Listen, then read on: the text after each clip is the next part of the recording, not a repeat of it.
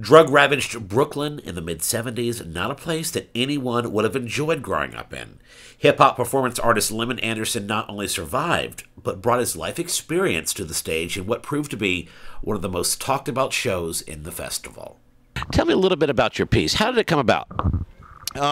People always ask me questions about my upbringing, and so I decided to write it. I didn't know I was going to perform it until my director and developer and friends of mine said, "Oh, now you got to perform this writing."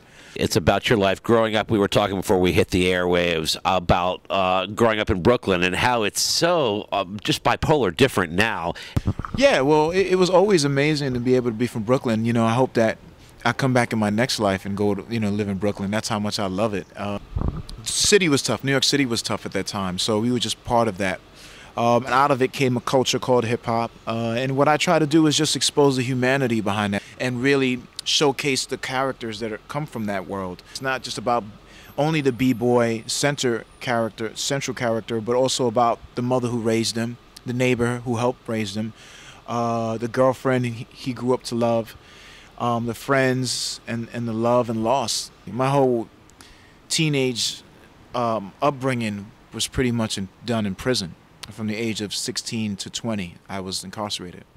It happens. I wasn't the only one. Yeah, and so at one point, I figured I have to do something different, and I found art. And art saved my life because I couldn't get a job doing anything else because I was tainted with a criminal record.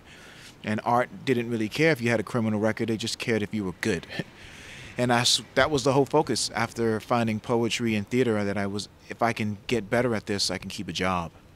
Walking into the Tony Awards at 30 years old had to be like the craziest vibe ever. Well, actually, I was 27 when I won the Tony.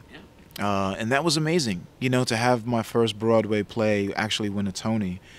It was part of the dream, and living it.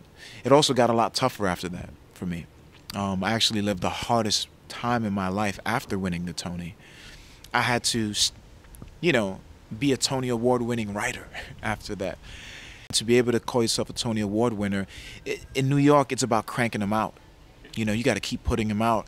And all eyes were on me when I put out County of Kings. And I had to, and then showcasing that voice, showcasing the urban voice in mainstream theater, which is what I wanted. I didn't want to do underground theater. I didn't want to do off Broadway. I wanted to do the public theater. Off stage, I'm a quiet guy, and I like to go to barbecues. Somebody get this man some barbecue stat. Hey, thanks, bro. I'm Lawson Roberts for ABC and Low Country Live.